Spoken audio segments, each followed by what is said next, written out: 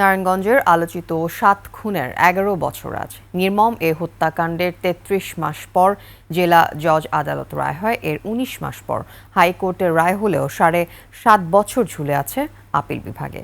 এতে নিহতদের পরিবারে দেখা দিয়েছে ক্ষোভ ও হতাশা। নারায়ণগঞ্জ থেকে রবিউল ইসলামের তথ্যচিত্রে ডেস্ক রিপোর্ট। ২০১৪ সালের ২৭ এপ্রিল আদালত থেকে ফেরার পথে ঢাকা নারায়ণগঞ্জ লিং রোডের লামাপাড়া থেকে অপহরণ করা হয় সিটি কর্পোরেশনের প্যানেল মেয়র নজরুল ইসলাম ও আইনজীবী চন্দন সরকার সহ ৭ জনকে। ৩ দিন পর শীতলক্ষ্যা নদীর শান্তির চর থেকে তাদের মরদেহ উদ্ধার করে পুলিশ।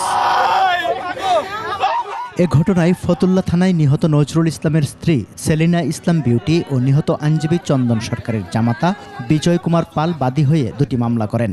২০১৭ সালের ১৬ জানুয়ারি রায়ে প্রধান আসামি নূর হোসেন ও র্যাবের চাকরিচ্যুত ৩ কর্মকর্তা সহ ২৬ জনকে মৃত্যুদণ্ড দেয়া হয়। আসামিপক্ষ আপিল করলে একই বছর ২২ আগস্ট হাইকোর্ট ১৫ জনের মৃত্যুদণ্ডের আদেশ বহাল রাখেন। কিন্তু আপিল বিভাগে ৭.৫ বছরেও এর নিষ্পত্তি না হওয়ায় ক্ষুব্ধ নিহতের স্বজনরা। রায়টা না হওয়া পর্যন্ত আমরা শান্তিতে ঘুমাইতে পারতেছি না। আসামিদের দ্রুত ফাঁসি দেওয়া হোক এবং এই মামলা দ্রুত নিষ্পত্তি করা হোক, আমরা আপিল বিভাগের কাছে একটু অনুরোধ করি। এই কার্যকরের পরে যাতে সারা বাংলাদেশ বুঝতে পারে যে না, অন্যায় করলে মানুষ ছাড় পাবে না। নতুন উপদেষ্টার আমলে আমাদের এই বিচারটা হোক, আমাদের রায়টা কার্যকারিতা হোক, অন্তত আমাদের পরিবারটার একটু শান্তি মিলুক। মাঠের অলরাউন্ডার আমি, আর ঘরের অলরাউন্ডার টাইলক্স।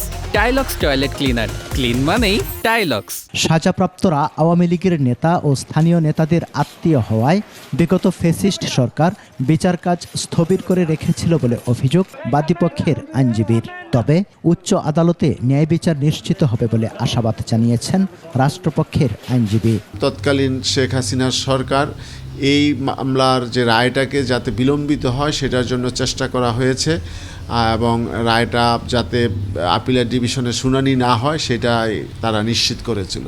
যারা আসামিপক্ষ তারা কখনোই কোনো রকম অ্যাডভান্টেজ নিতে পারবে না।